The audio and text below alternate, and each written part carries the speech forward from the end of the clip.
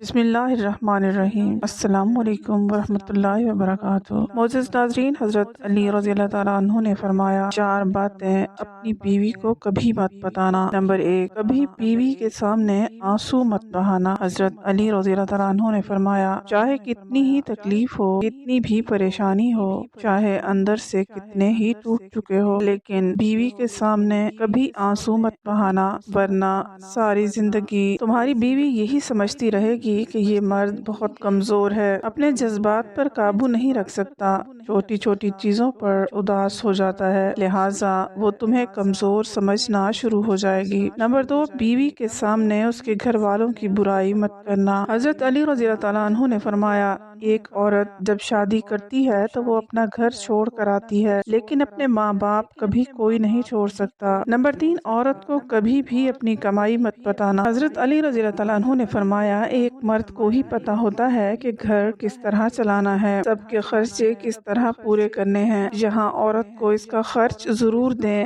اس کی ضروریات کا خیال رکھیں۔ نمبر 4، اپنی بیوی کے سامنے کبھی اپنے گھر والوں کی برائی مت کرنا۔ حضرت علی رضی اللہ تعالیٰ عنہ نے فرمایا، اپنی بیوی کے سامنے کبھی اپنے گھر والوں کی برائی مت کرنا، اس طرح تم خود ہی اس کی نظر میں اپنی عزت ختم کر دو گے۔ شادی کے دن نئی نویلی دلہن نے ایک اٹیچی کیس کی طرف اشارہ کرتے ہوئے اپنے شوہر سے وعدہ لیا کہ وہ اس اٹیچی کیس کو کبھی نہیں کھولے گی۔ شوہر نے وعدہ کر لیا۔ شادی کے 50ویں سال بیوی جب بستر مرگ پر پڑ گئی تو خاوند نے اس اٹیچی کیس کی یاد دلائی۔ بیوی بولی، اب یہ وقت ہے اس اٹیچی کیس کے راز کو فاش کرنے کا، اب آپ اس اٹیچی کیس کو کھول لیجئے۔ خاوند نے اٹیچی کیس کھولا تو اس میں سے 2 گڑیاں نکلی۔ خاوند کے پوچھنے پر بیوی بولی، میری ماں نے مجھے کامیاب زندگی کا راز بتاتے ہوئے نصیحت کی تھی کہ غصہ پی جانا بہت ہی اچھا ہے، اور ماں نے مجھے طریقہ بتایا تھا کہ جب بھی اپنے خاوند کی کسی بات پر غصہ آئے تو تم بجائے خاوند پر غصہ نکالنے کے 1 گڑیا سی لیا کرنا۔ تو مجھے جب بھی آپ کی کسی بات پر غصہ آیا تو میں نے گڑیا سی لی۔ خاوند